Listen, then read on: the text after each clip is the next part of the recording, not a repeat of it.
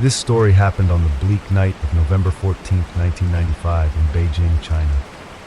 An old man, some say an old woman, was waiting at a bus stop at midnight, making conversation with the only other person at the stop, a quiet young gentleman.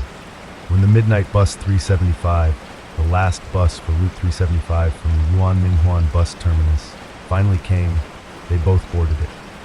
The old man took a seat near the front of the bus, while the young man sat a couple of rows behind him. There were no other passengers along with them, except for the driver and a female ticket collector. After a while, the driver spotted two shadows by the side of the road, waving at the bus. He stopped, and when the doors opened, 3 people got on. 2 men who were supporting a third between them, holding him up by his shoulders. The man in the middle looked disheveled, and his head was bowed so that nobody could see his face. There was a dismal, calm atmosphere inside the bus. Shortly after that, the old man picked a fight with the young man under some silly pretense of stealing his wallet. The altercation escalated, and the bus driver forced them both off the bus. When they got off and the bus zoomed away, the old man was no longer angry. He told the young man that he had saved their lives. Those 3 new passengers did not have feet. They were floating. They were not living people, he said. After that, they went to the nearest police station to report what had happened, but nobody believed them. The very next day, the bus company issued a statement. Last night, the final bus of Route 375 vanished, along with the driver and ticket lady. The police immediately chased down the old man and the young man, who were initially assumed to be mentally ill when they tried to report the incident earlier. They were both interviewed on the news. On the 3rd day, the police discovered the missing bus in a water reservoir about 100 kilometers away from its destination, Xiangshan, or so-called Fragrant Hills. Inside the bus were 3 very badly decomposed corpses.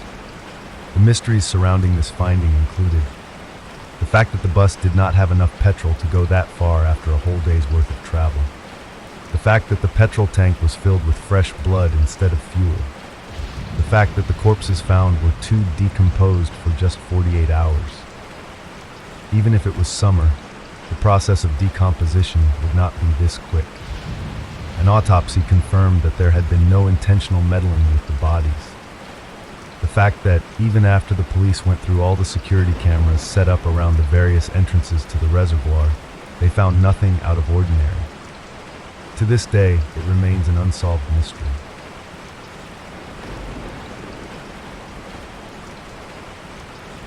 It is apparent that every culture has had its fair share of ghost stories. There are also certain locations in various countries that stir superstition with the locals.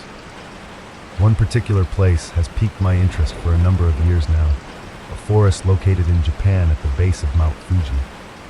Aokigahara, or the Suicide Forest, is the 2nd most popular suicide location in the whole world, hence the title. Walking through this beautiful forest is very tranquil, and as hiking always is, relaxing in some ways. Explore enough of the off-beaten paths and crossing many no-entry signs, you will discover many macabre things. Deserted campsites left as a statue in time, although affected by Mother Nature, or if you are as lucky as I, skeletal remains of undiscovered corpses of the forgotten souls that chose to end their lives. I lost pieces of my sanity from the amount of skulls I discovered, and in some cases, when discovering abandoned tents, family portraits took bites out of my heart. I do not want to trifle you with the instability of my emotions. It was my mistake to spend so much time mourning the loss of people I did not know.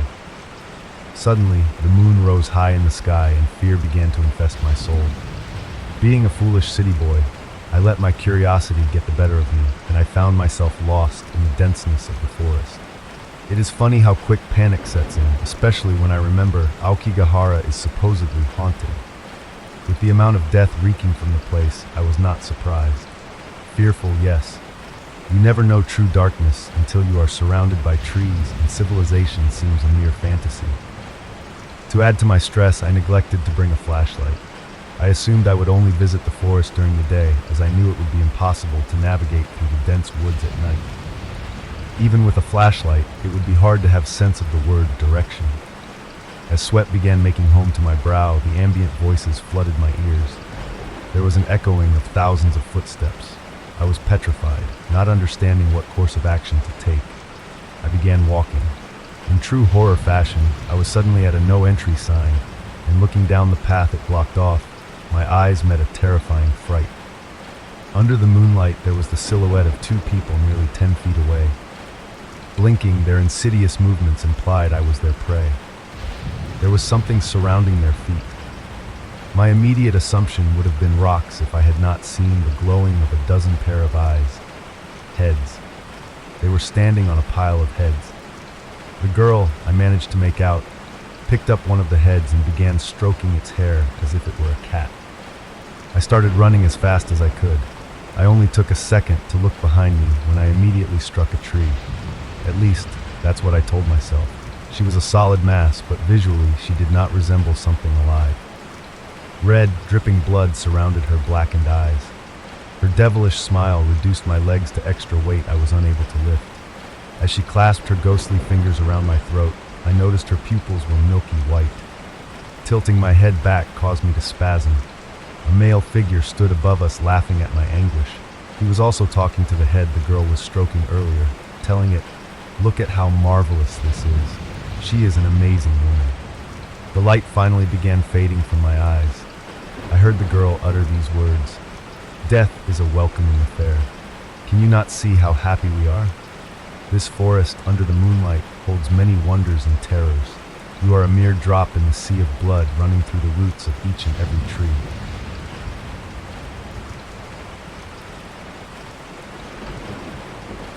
It was Halloween night, and my friends and I were driving to a local graveyard at the edge of town.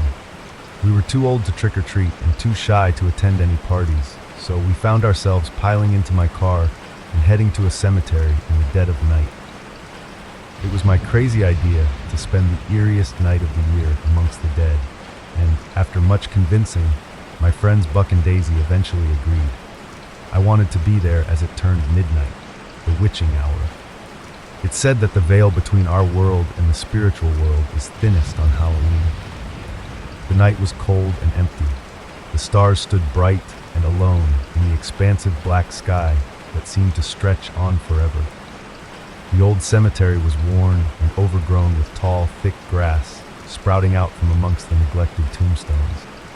Some of the graves were as old as the 1800s, and Civil War soldiers were even buried there. We parked the car at the foot of the hill and climbed out of the vehicle, armed only with a flashlight. Buck and Daisy had gotten used to me dragging them along on my adventures. This wasn't the first time they'd been forced to pal along with me on one of my strange graveyard trips. They felt especially obligated to go this time, however, what with it being Halloween and all. As I repeatedly told them, it only happens one time a year. The graveyard consisted of dirt pathways climbing an old, grass-covered hill that was quite steep in some sections, hardly the best place to bury the dead. We traversed the rough incline, carefully stepping through the tall grass and avoiding the grave plots masked under a thick layer of foliage. I shined the way with my flashlight as Buck and Daisy followed behind. "Why do you get the only flashlight?" asked Daisy. "I told you guys to bring your own lights," I replied. We didn't think we'd actually be going through with this. Well, whose fault is that? We made it to the first dirt path and stopped. The headstones gleamed as I shined the flashlight around. We listened carefully, and the night was completely quiet. We felt entirely isolated. No one else seemed to be around for miles. I shut off my flashlight, plunging us into total darkness. With no artificial light anywhere, you couldn't see your hand in front of your face. It was the same as closing your eyes.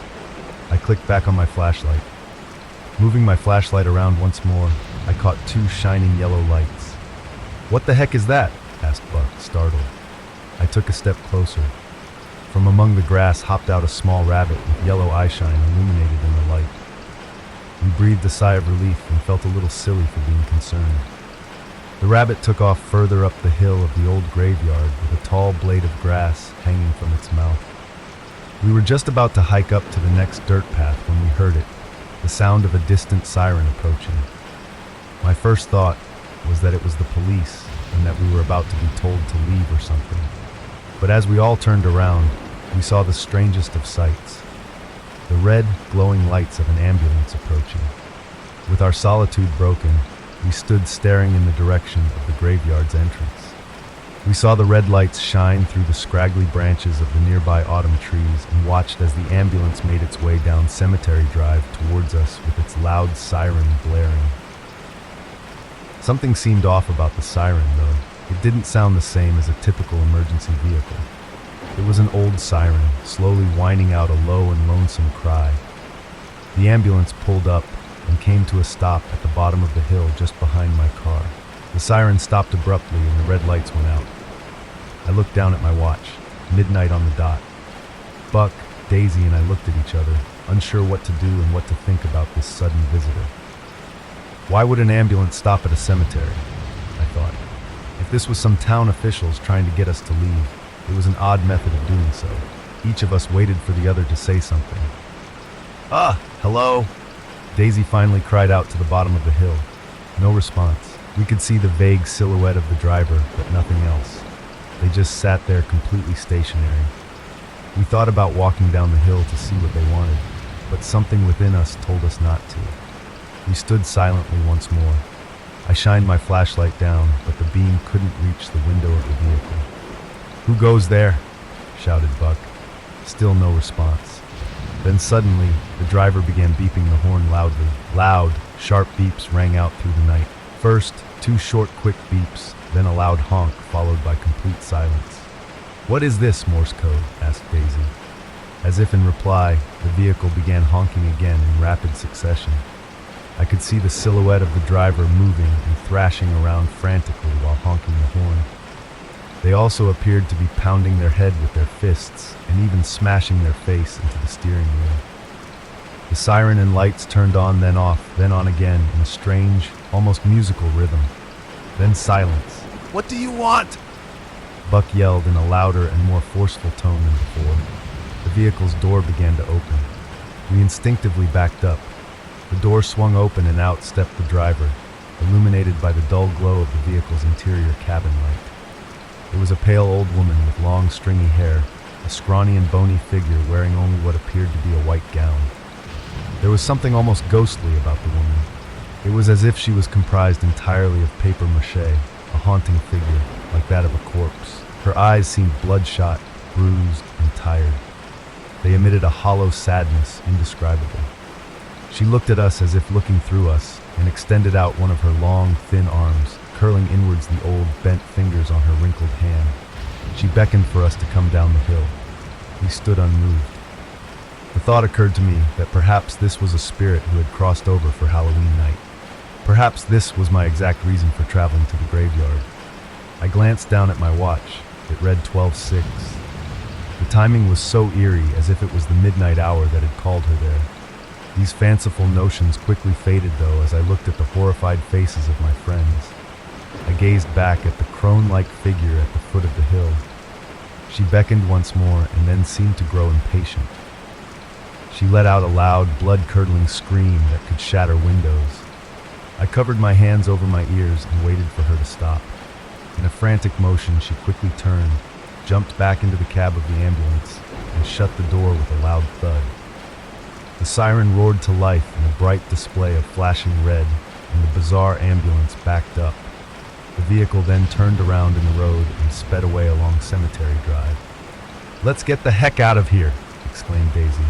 Terrified, we hurried down the hill to my car with hearts racing. "That does it," announced Buck. "We are never going on one of your trips again." At this point, I honestly couldn't blame them. I drove home, as nervous as can be, with my hands shaking all the while. We saw no sign of the ambulance or the lady for the rest of the night. None of us slept a wink or turned off any lights once we got to my house. It wasn't until the next day, November 1st, that we read the news.